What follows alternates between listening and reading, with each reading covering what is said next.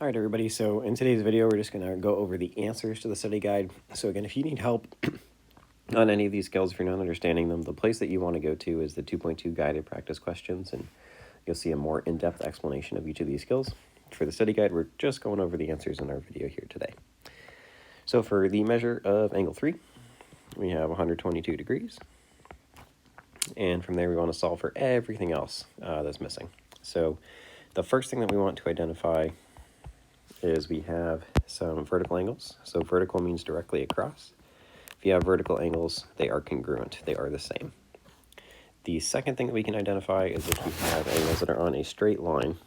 So for example, angle 1 and angle 4. If you put these two together, we know that from here to here, because it's a straight line, is 180 degrees.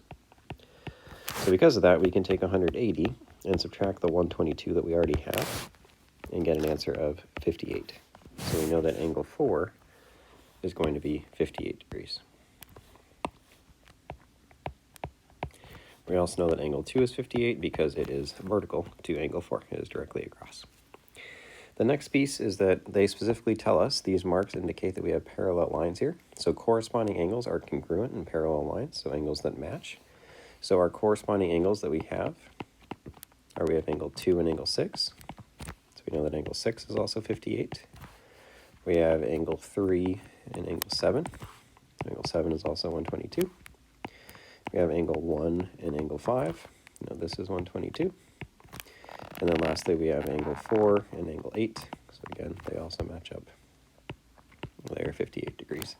So that answers our first question. We have all angles filled in. We used our parallel properties. We used vertical angles, and we used linear pairs. For our next line here, we are going to solve for x and identify each angle measure.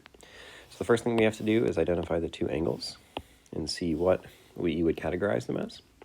So they're on the same side as the transversal, and we see that one is on the interior and one is on the exterior. We see that they're in different clusters. One is on the top, one is on the bottom intersection.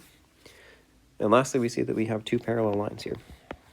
So the vocab word from 2.1 to define these is corresponding angles. And we know from our properties that corresponding angles are congruent. So we know that 17x minus 4 is equal to 12 plus 15x. I'm going to go through and solve this. I want to move all of the variables, all the x's, to one side. So combine these two together to get 2x. We want to move all the numbers to the other side. So I'll add the 4 to get 16. So final step, divide by 2, and we get x is equal to 8. So we solve for x. It says, and identify each angle measure. So what we want to do now is we want to plug this in. So take that x equals 8 and plug it into 12 plus 15x here. So 12 plus 120 should get us 132 degrees. So we know that these are corresponding angles, so they are congruent, so both of them are 132 degrees.